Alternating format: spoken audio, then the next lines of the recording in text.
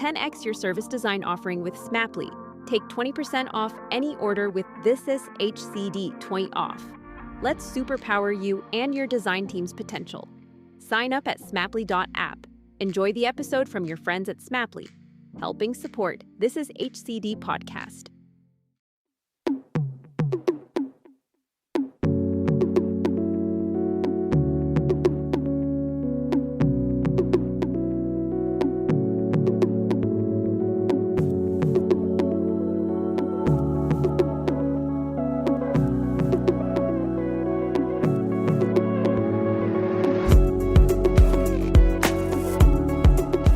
Hello and welcome to Bringing Design Closer. Our goal is to conversations that inspire and help move the dial forward for organisations to become more human-centred in their approach to solving complex business and societal problems. This Is HCD is almost 5 years old. I can't believe it. We've been creating content regularly for that period of time. And if you want to help us out, please leave a review for us wherever you're listening. Any of those Spotify's or Google apps, whatever you're using. Those lovely algorithms really love reviews and it helps us grow our community, and every little helps. But if you don't want to leave a review, I completely understand that. You can go one better by just telling people that you work with about the This Is HCD podcast. Now, in this episode, I speak with Michael Galinsky, a movie director, documentary maker, and musician based in North Carolina in the United States. Now, for anyone that follows me on Twitter, they might have seen a thread a number of weeks ago where I spoke about my own back pain. And late last year, I woke up with pain on my left-hand side of my back and contributed to, being a dad, lifting little people and being out of shape, sitting down for larger periods of time, etc. during the pandemic. And I went to my physio and had several sessions before Christmas to little or no avail, or no state change anyway. Christmas was a pretty sore period for me. I was more grumpy than usual and entered January and had a private MRI scan. And that in itself was an interesting experience, folks, and one that I'll go forward in another episode and I'll talk about that. But my GP called me and said that one of my discs is protruding and was probably sitting on a nerve. And I was really shocked. I'd heard about herniated discs over the years, but now I had one. I actually got stiffer after that for a few weeks and I didn't know what to do. I'd been to the physio, I'd been to the doctors, and the doctors had given me painkillers. So was this what life was going to be like for me? Is this what middle age feels like? And if it was, then this wasn't too much fun. And it was at that point that I tweeted, okay? And what came back was a lot of support and advice. And Emma Blomkamp read this and had already read something in a newsletter by Kai Brach, someone I hold in the highest regard. He created a wonderful magazine called Offscreen that I was a subscriber to for a very long time. But anyway, Kai Brach came back to me and he'd written something several months prior in his newsletter and tagged Kai. And then Kai mentioned Dr. John Sarno in the United States. And he encouraged me to Google Dr. John Sarno and watch some of his stuff. Now, Sarno's work states that many people have herniated discs, but what is the cause for lots of back pain is actually stress and hidden life traumas. Now, I was instantly skeptical, but I spent 2 hours that night watching lectures on Sarno in the New York University on YouTube, and I was shocked. Last year was actually quite brutal. Running a business and balancing everything has been quite hard on me and my mental health. And maybe there was something in this. Maybe there was something to do with Sarno's work and stress and the mind and the body connection. Then Michael tweeted to me and he'd created an awesome documentary called All the Rage several years ago, and I bought it on iTunes and watched it. Now, in that documentary, it explores the relationship between the mind and the body, and Sarno encourages people instantly to try and exercise and also trying to explore your own triggers for stress and really watch out for those stressors in your day-to-day life and try and manage them and just be present. And I did exactly this. I went out and I cut the grass, I went for a short walk with the kids, gave them piggybacks, and to my surprise there was nothing. The pain had somewhat just kind of disappeared and I was kind of like left in this state of what's going on here? Was this in my head? I stopped all the medication and I've been pretty much fine. Not ever since. I still have to do lots of stretches and so forth, but I don't have that pain. Now, in this episode, I speak with Michael about working directly with Dr. Sarno in the creation of the documentary and explore deeper about the background to Michael's own journey with back pain, something that underpinned the narrative of the documentary itself. Look, this is a brilliant episode. I know it's a little bit of an unusual one, but it's one for all. And even if you don't suffer from back pain, I think you'll find this fascinating. So let's go. Michael, a very warm welcome to Bringing Design Closer. How are you? I am excellent. You're excellent. We've been chatting for quite a while about a little bit about everything, but maybe just start off and we'll kick off and tell the listeners a little bit about who you are and what you do. Well, I am a musician, photographer, filmmaker, artist. Um, and, it's interesting as I say it, one of the things that we do, my wife and I especially, is we make a lot of movies together. Um, but, the movie we're here to talk about is one about Dr. Sarno. And it starts with this line that the stories that we tell ourselves about ourselves shape our sense of who we are. And for a long time, part of my story was that I didn't believe I could be an artist because I didn't think I had the kind of explosive creativity that it took to be an artist. So I had this story in my head about what an artist was. And it took me probably 20 years. And so after college, I was in a band, I was a photographer, I worked crappy jobs. And then I started making movies. But even then, it took another 15 years before I could say I'm an artist without feeling like an imposter. And in fact, even as I just said it, I still feel a bit like an imposter. And so it's really interesting how, these ideas that we form about how things are supposed to be interact with our ideas about who we are and who we should be, and how those... That's kind of what we're going to be focusing on a little bit more in this conversation, because how we've connected online was down to a tweet that I put out a number of weeks ago about having back pain. Okay, it fluctuates from time to time, but it happened last December towards the end of a very punishing year. We're in a pandemic and so forth. But you kindly tweeted about a documentary about Dr. John Sarno. And I was somewhat cynical, when I heard about, Sarno's work. And then I just started to just pique my curiosity. And, I watched a couple of documentary or lectures actually in New York. And then you tweeted and I bought the documentary. And I can honestly say it's changed my life. And I've referred to your documentary. I've referred people to it. Probably every couple of days, I'm like, you need to buy this documentary. You need to buy this. This is amazing. This stuff. And I'm not just saying that because you're sitting in front of me here, but it's called All the Rage. Okay. And my first question for you is, why the word rage in the title?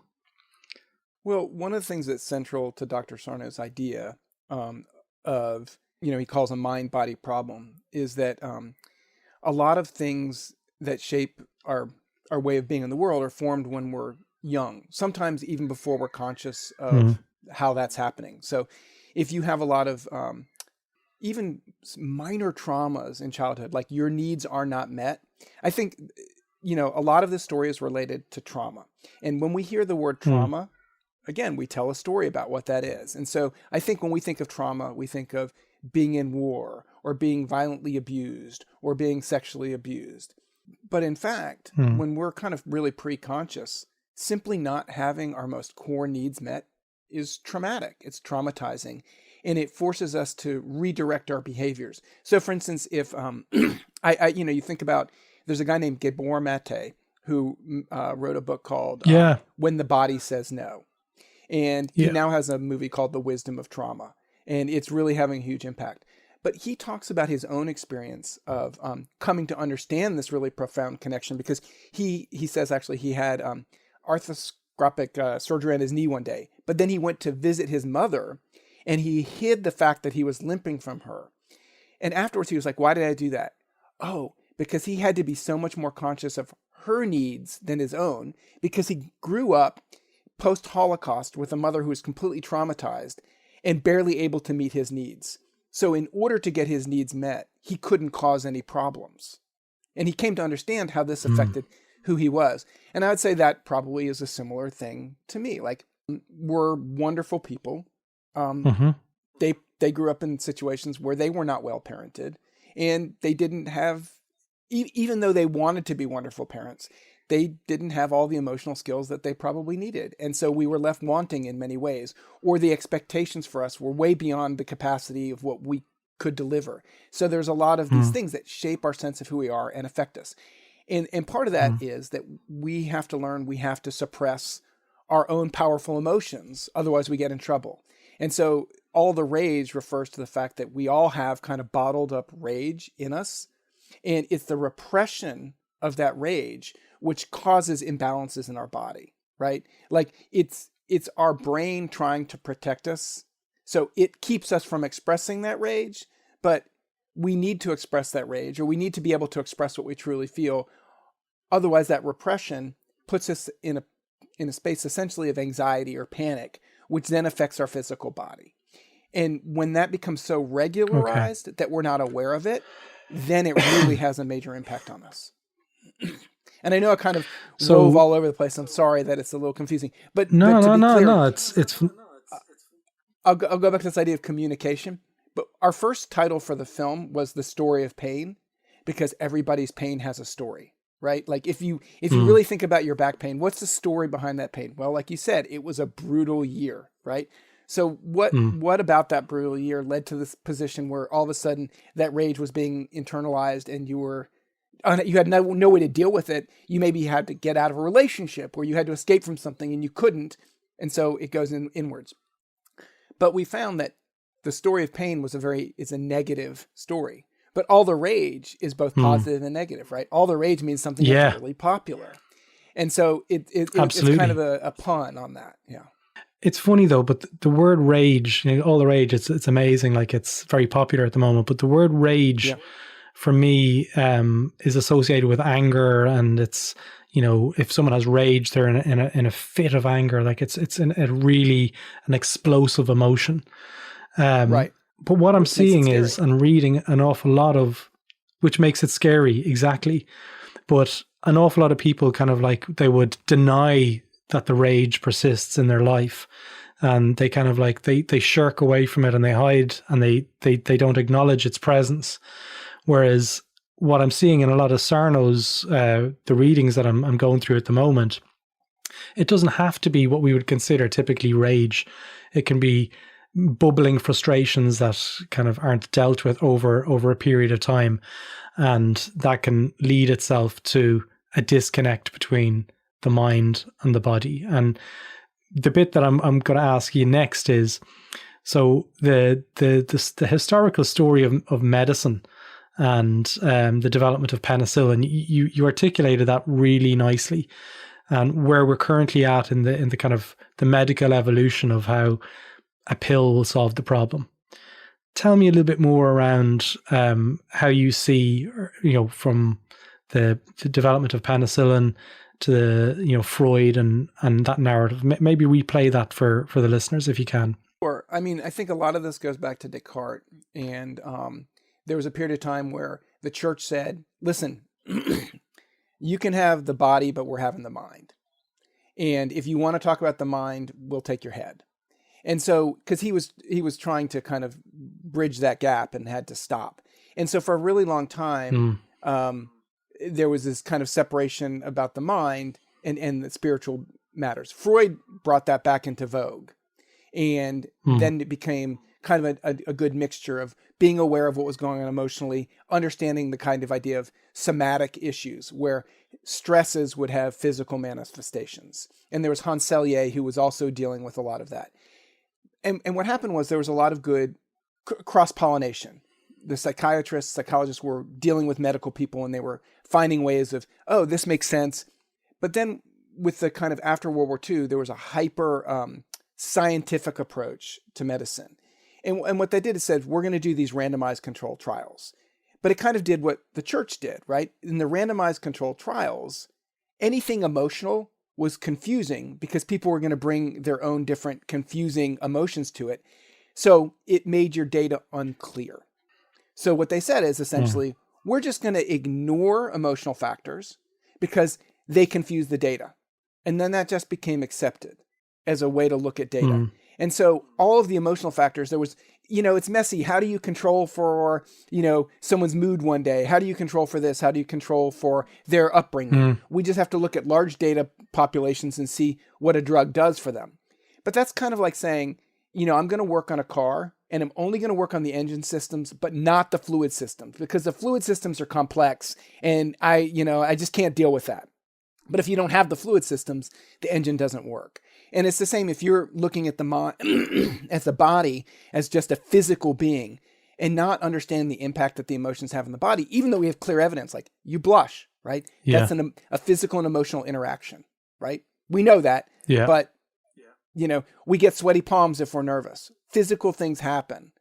Yet we've ignored that impact because we're saying, oh, that's temporary. But in fact, when those things become semi-permanent, like a good example is understanding that the amygdala, which is your fight or flight part of the brain, doesn't always connect to your intellectual part of the brain, right? So it acts automatically, but it will check in with the brain. And this is where we have a lot more power than we realize.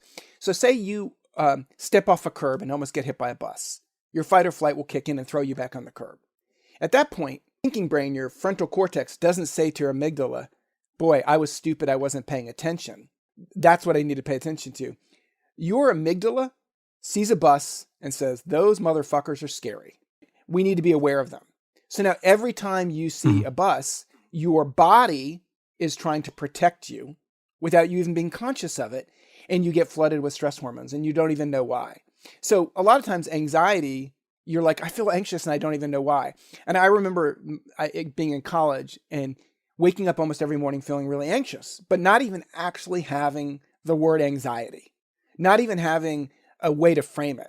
And I would think, what's going on? What's bothering me? And I'd be like, oh, I have this test. I'd started to think about all these not physical, but these structural things that were going on in my life that I had to worry about. Otherwise I might miss them. But that process actually made me so disconnected that I was more likely to miss them because I was less grounded.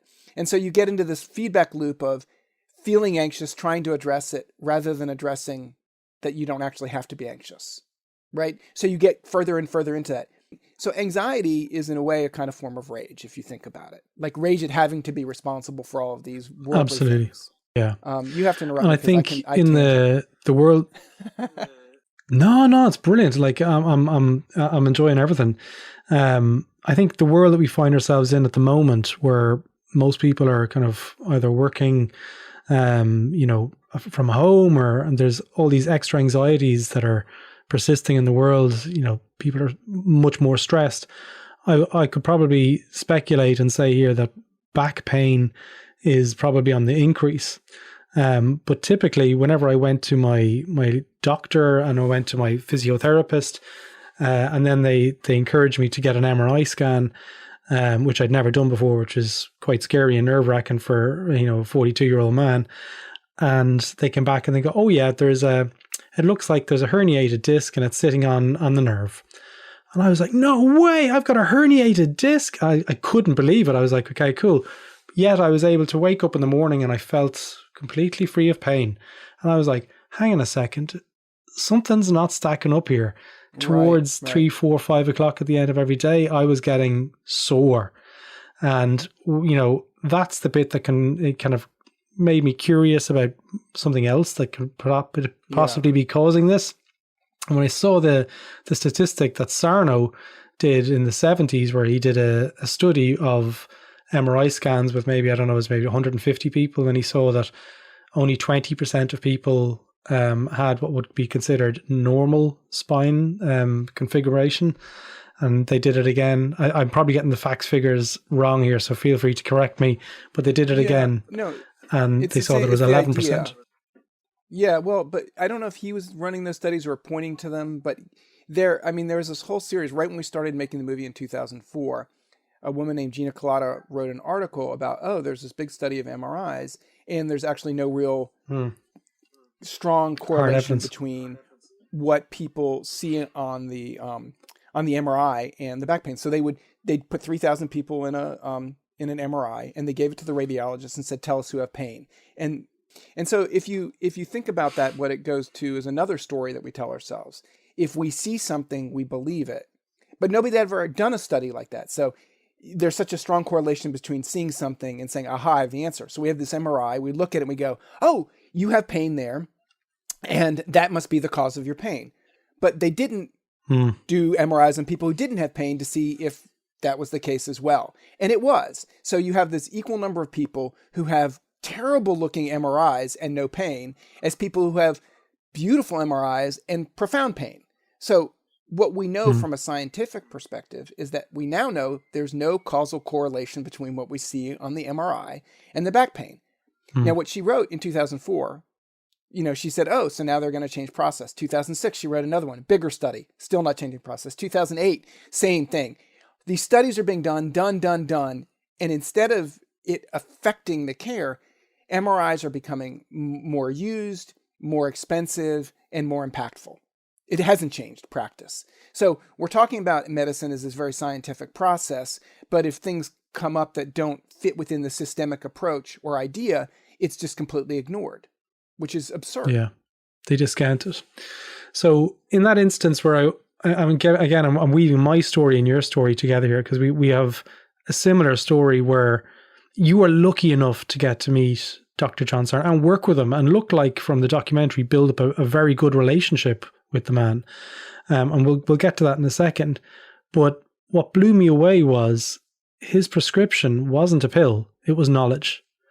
And I want to ask you more what it was like when you went into Dr. John Sarno for the first time and he said that to you. You probably knew because I know your dad had gone through Sarno before. Right. And so my dad, when I was young, first he almost died of an ulcer when I was in like second grade. And shortly after that, he got whiplash in a car accident that we were all in that was like literally 5 miles an hour. And it persisted for years and years and years. But my dad was a psychologist, and a friend of his in the early 80s, this is years of him being in pain, gave him the book, and immediately as a psychologist, he got it and he got better. And my dad was about the cheapest person you could ever meet. I mean, he grew up in the Depression with a lot of trauma. And even though he, had a comfortable life, he was like, we were never allowed to have a soda growing up at a restaurant, not because they were bad for you, but no way am I paying $1 for something that costs them 10 cents. No way. It's not going to happen, 10 cents of soda. So, that's just how firm he was. Yet he bought a case of the book and gave it out to everybody who ever complained of pain. Like, it was just so profound to him that he had to address it. And so, when a few years later, my brother had terrible hand pain and almost had to drop out of college and was told he had to have surgery to carve away bone in his neck to free up his collarbone, to free the nerves in his neck. My dad said, listen, I'm not going to talk to you again unless you go see Dr. Sarno. And this had gone on for 4 years with my brother. He went and saw him 3 weeks later. He called me, he said, I want my car back. He couldn't drive, so he'd given me his car. Completely better. So I read the book at that point, and my back would go out 2 or 3 times a year for a day or two. Yeah. It wasn't like a persistent problem, but I read the book. I didn't happen for 10 years. It totally made sense. I saw myself on every page. But then I had a house I was trying to fix up, and a second house, and a child, and tons of stress, and it just crushed me. I just overwhelmed myself. And I went and I had my MRI, and I was told all these terrible things. And even when it was getting bad, I was reading the book. I was just too disconnected emotionally to get there. And that's when my wife literally carried me into his office. And, I was broke. I was like, I can't afford him. My brother said, I'll pay for it. So I went to see him, and it wasn't miraculous, but it put me on the path because I already understood it. But his absolute clarity in what it was helped me to slowly do the work. And I got 80% better. Then it happened. That's when we started making a documentary about him. Now, getting to the idea of being close to him, I got to know him a little bit. But the truth is, one of the reasons we ended up making a very personal documentary is we made documentaries that were about people who were fighting something. But he wasn't really willing to publicly fight. He had a book come out. He didn't do any public events. There was nothing for us to film.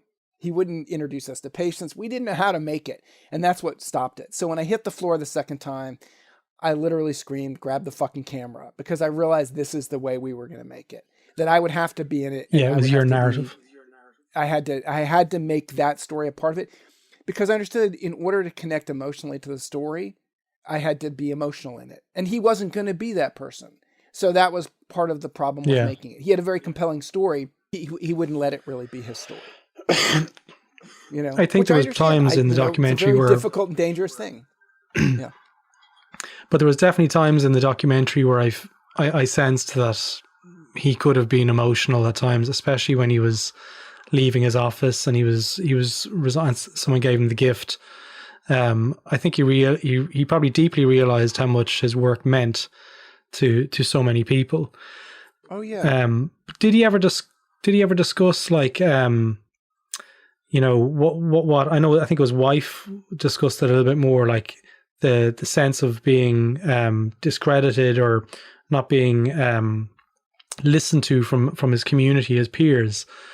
Did you ever get a sense of like what impact that had on his life? Oh, it was very hard, I'm sure. And in fact, just like my father, when he left his job, he really, I think it was weeks later, he was in the hospital for a very long time. When you lose that sense of who you are and how, so he at least had that. And then when that's taken away from you, it's very difficult. I think about that a lot right now. Like, I want to live my life differently than my father. I want to continue to do this work and to go deeper into it because I feel like, that's my job and it's my job for my children. Like, when you heal yourself, you heal your children. And it's very hard to heal ourselves, but when you give them that example of moving further or not being perfect and recognizing that and working on that and owning that, that's helpful. Yeah, no, absolutely. And it's something that I could see carrying through in the movie. Like, if you're okay with it, Mike, I'd like to talk a little bit more around healing yourself. Okay. So in terms of the methods that are used, because I believe a lot of people will listen to the podcast, they might see some sort of symmetry in what we're talking about here. They may see themselves in our story here as well. What does that look like for you? Because I know both of us at the moment have got intermittent pain, and it's usually for me at the end of a hard week. But how do you manage it? I recognize that one of the so what Dr. Sarno talked a lot about was this idea of the patients that he saw. He realized that they were perfectionists, they were goodists, they really so constantly and consistently tried to do for others and had this kind of drive to be good caretaking people.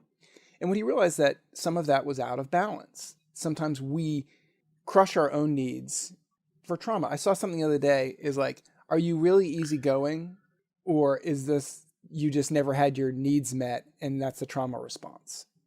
And that really hit me because I was like, oh yeah, as much as I do that work to recognize what's going on in myself and learn to take care of what I need, it's deeply embedded that that's not the way to live, right? That you have to deal with other people's needs and take care of them in a way that, like, my parents had their own issues.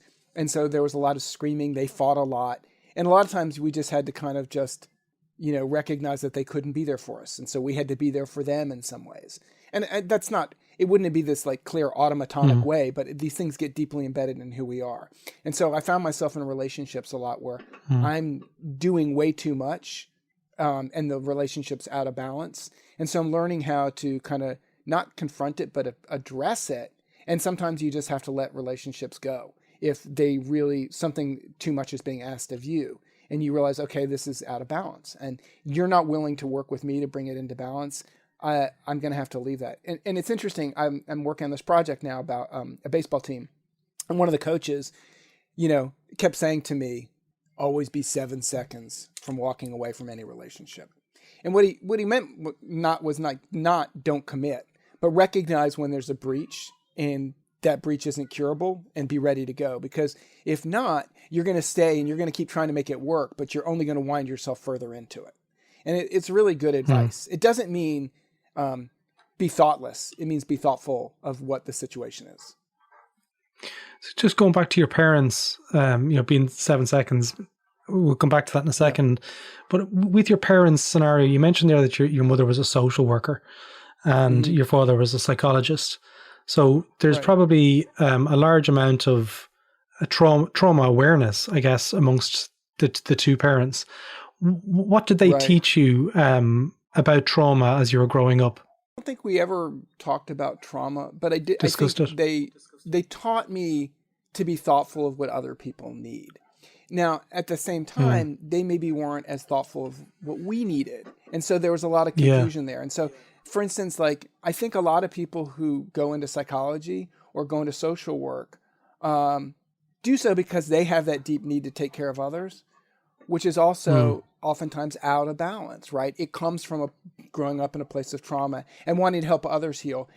But a lot of times psychiatrists or psychologists, I found, aren't really dealing with their own stuff. And in fact, it kind of protects them from having to deal with it because they understand what's going on and they can help others, but they often don't look inward. And so the hardest work is to actually deal with your own stuff, because then you're really much more capable of helping other people work through theirs. And so that's kind of the work that, is the most difficult, and it's ongoing. And, as much as, like one of the first questions I get asked at almost every screening is, well, how's your back now? And, are you cured? And I often respond, I've got this terrible disease. It's called being alive, and there's no cure for it. And eventually it's going to catch up to us. And it is, being alive is both a gift and a burden. And so how do you embrace the gifts of it and put down the burden as much as possible while still being conscious of everybody's needs around you, but also your own, and finding that balanced place? It's very difficult.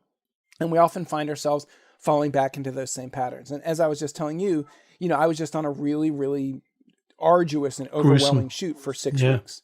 And, it's not that I so much fell back into those patterns, but there were times where I just had to, in order to keep the project alive, I had to just work beyond my capacity.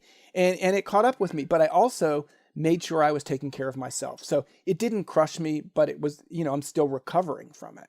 Was there any sort of recommendations from Sarno as regards exploring psychology and exploring remedial fitness to help with the body? I didn't understand the connection in the documentary, if that was suggested. I know there was times where you opened up because you spoke about your trauma with your dad passing. But is that something that Sarno would have actively encouraged you to explore? Yeah, I think one of the first things he said is start journaling, start writing, because then things come up, and just, it's not easy. A lot of people sit down and they have nothing to write. But over time, you just start writing, you start writing whatever comes to your mind, even if it's like, I have to walk the dog, whatever it is, you just start writing, and you start to connect with what you're feeling and thinking. And, like we were talking earlier, you said a lot of people are like, well, I don't have any rage. Well, as Dr. Mate would say, that the people who feel like they had a perfect childhood are the people who absolutely didn't, because nobody had a perfect childhood. And if you feel like you had a perfect childhood, that meant there was probably a profound amount of repression there. Maybe there wasn't a lot of screaming and yelling, but there was a lot of not dealing with stuff. That's clear. And so when we try to think, okay, my childhood was perfect, then we really probably are not being honest with ourselves. Now, it's fine to honor the fact that your parents worked really hard and they did really well and they were really sweet and they really supported you. There's stuff going on, and if you don't explore it, you're not going to understand it. So he definitely, I think that's a really looking inward. I'll continue, but he prescribed looking inward, and early on he said only 5 or 10% of people need therapy. He definitely pushed that upwards. We all are going to benefit from having someone to talk to work through things. Do we all absolutely need it to be able to survive day to day? No. Will it help all of us if we're open to it? Absolutely. There's no way that not having someone to talk to won't help us. But are we also taught that we're weak if we need it? Yes, that's a problem. We're told that we're weak if our emotions overwhelm us. Can we get a sick day if we can't get out of bed because our back hurts? Yes. Can we get a sick day if we say I feel a little depressed? No, we can't. So where do we place our value? So our thoughts are going to go to, okay, it's safe to have a bad back. It's not safe to be an emotional wreck. And so safety becomes a big part of this. And so just understanding these things gives us agency. It doesn't solve the problem immediately, but as soon as we can open up to the agency of it, we have more possibility of healing ourselves. It's a really nice way to start bringing the conversation down towards an end. And it's something that I've started to re-explore. I explored that before I became a father. I was like, okay, well, I want to make sure that I deal with some of the stuff that was probably in my past before I started to look at how that might cascade intergenerationally. So it's been fascinating speaking to you about this stuff. But we mentioned there about another project that I want to try and weave the conversation into, Michael, beforehand. You're working on what just blew my mind, the story before we start recording. Tell us a little bit more around the documentary you're working on at the moment. Well, I've been working on it as long as I've been working on the Sarno film, really. But when I had children, this idea of nature versus nurture, I thought it was all nurture because we grew up in a time when everything was nurture, which was also really confusing, right? Because I grew up in an era of nurture, and my parents weren't the best nurturers, even though they were a psychologist and a social worker. I think they cared deeply about us and wanted us to have a wonderful life, but maybe they weren't so responsible about their own behaviors and often expressed a lot of rage and screamed at us and stuff like that without understanding how traumatizing that can be. But as I was thinking about all of that stuff, I had 2 children and they came out, they were extremely different. And, I want to go back to that idea.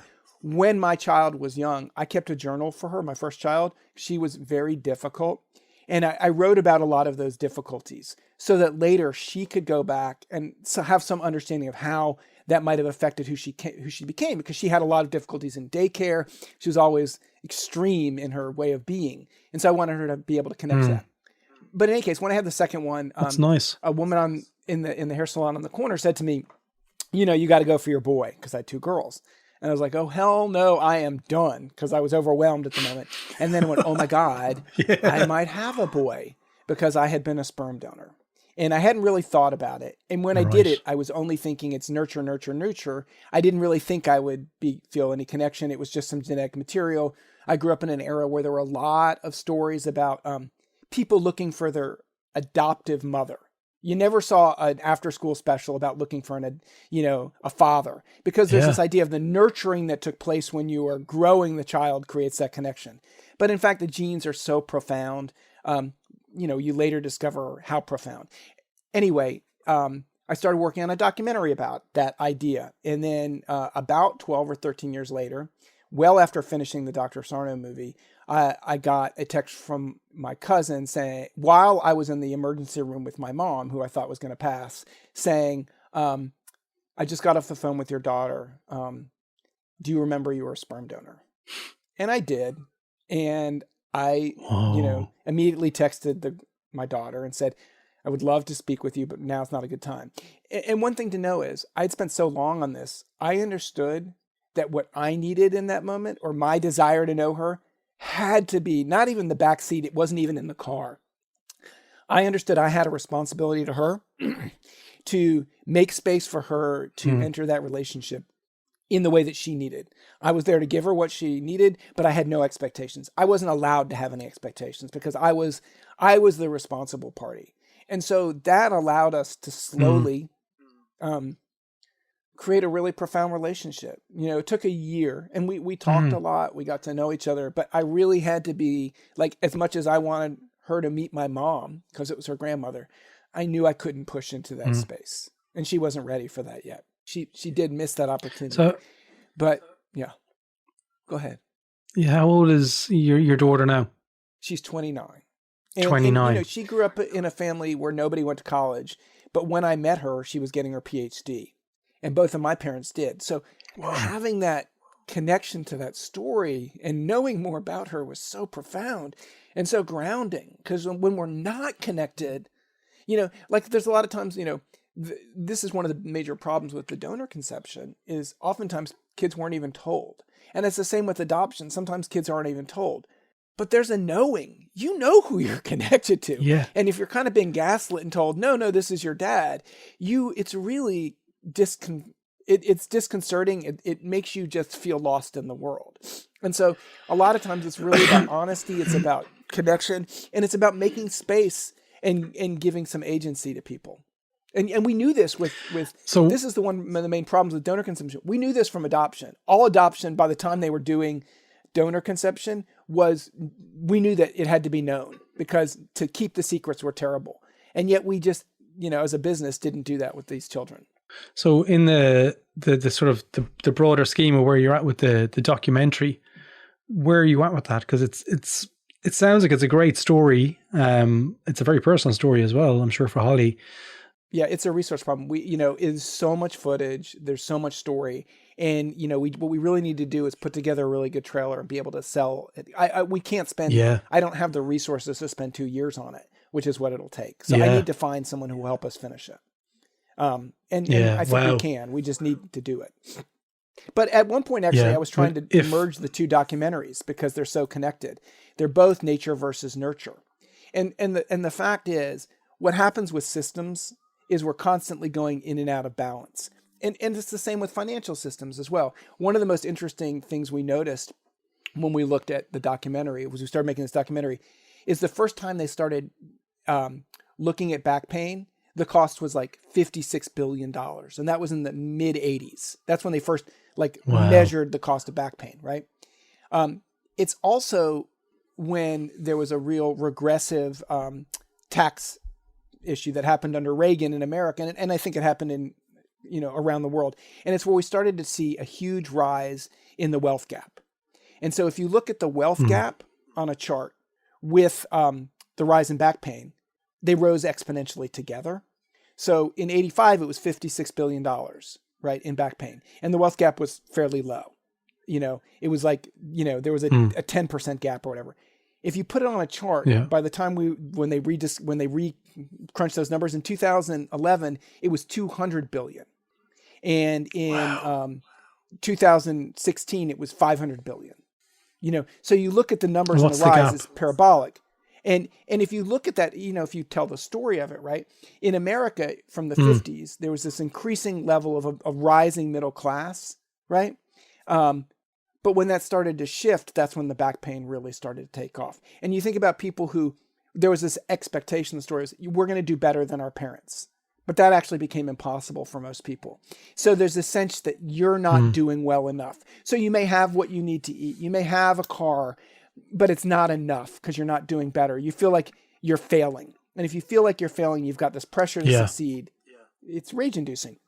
And it's stressful. It's systemic, and it actually perpetuates an awful lot of the stuff that Sarno talks about, where it creates an additional stress and anxiety, and where we're kind of going around in circles, which is right. But it's also systems out of fascinating. Balance. Yeah, it's systems out of balance, right? So at a certain point, there was a kind of an understanding of the mind-body, which is where we're getting to. We're moving very rapidly to an understanding that mind and the body are interactive. To that. It's very likely that we'll go out of balance the other way and we'll dismiss science. That's what's going on. So the problem is not that science can't figure this out, but the randomized controlled trial that doesn't accept the emotions or doesn't deal with them isn't going to do it. And that's changing. There's trials that are being done that are including emotional aspects, and they're having profound results. There was, you can look it up on the Washington Post, but there was a recent study that was done by people who followed Dr. Sarno's work, and they did the process, but they also used an fMRI machine to statistically look about what was going on in the brain, and you see brain changes. So that starts to convince people that this emotional awareness work actually affects the physical brain, and so now they're accepting it. But if they don't see it, they call it woo, right? It's woo, it's unscientific if you can't prove it. But if you're not asking the questions or doing the science to prove it, and then calling it all woo, frankly, you're an asshole, unfortunately. If you just say, it's not true and it can't be true because the science hasn't been done, and the science shouldn't be done because it's woo, shut up, right? Yeah. It's fine for you not to believe it because you haven't seen it. But one of the things that happened when we were making the movie is there is a lot of science to support these ideas, but we would put a lot of the science in the movie, and what we found was all the skeptics said, yeah, well, I need more science. I need more science, because they were so preternaturally resistant to facts that were counterintuitive to what they knew to be true. It just made them more skeptical. So that's when we ended up having to take all of that out. And that made some people more skeptical of the film, but we weren't going to actually reach them anyway. So you stop talking to the people you're not going to reach. 7 seconds from walking away. Well, Michael, I was going to say 7 seconds from walking away, but it's a fantastic documentary, and I'm not here to blow smoke. Everyone I've met who asks me, how's your back? And I'm like, well, do you know what? It's 80% or 90% better than it was in January. And I put it down to initially finding the lectures and the books, but also it's your movie that I find really accessible and for people to get and to watch. So if you do know anyone out there who's got back pain, folks, All the Rage. What's the URL for it, it's Michael? alltheragedoc.com, and that has links to all the different ways you can watch it. I do want to actually address really briefly the one thing you just said. That this is this is the most important aspect of the movie, is that this is a story about connecting with our emotions, right? So you can see the lecture, but it doesn't connect you with your emotions. Maybe you see the lecture and some people talk about their own experience. That starts to connect you with your emotions. But the reason I ended up having to be in it and feeling responsible in some way, the same way that I felt with my daughters, I had to be emotionally responsible and emotionally present and essentially emotionally naked in order to help people to connect to their own emotions. And it's interesting, like so many times after the movie, when I would present it live, people would come up to me and I could literally feel the emotion had come up. It was in their chest, and they would want to talk, and I would just interrupt them. They were kind of asking questions. And I would say, I'm aware of that feeling that you have in your chest. Are you aware of it? And it would move up, and then they would either cry or they would sigh.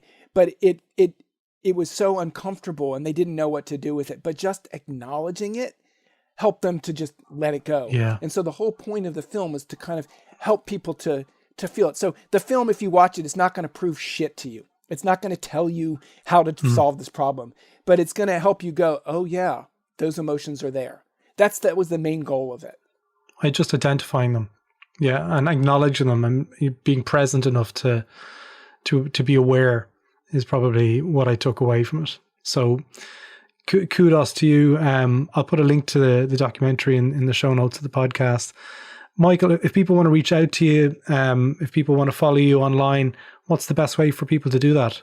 Well, I'm online as myself on Facebook. I'm on Twitter as myself, but also as it's called, at Story of Pain. Rumor.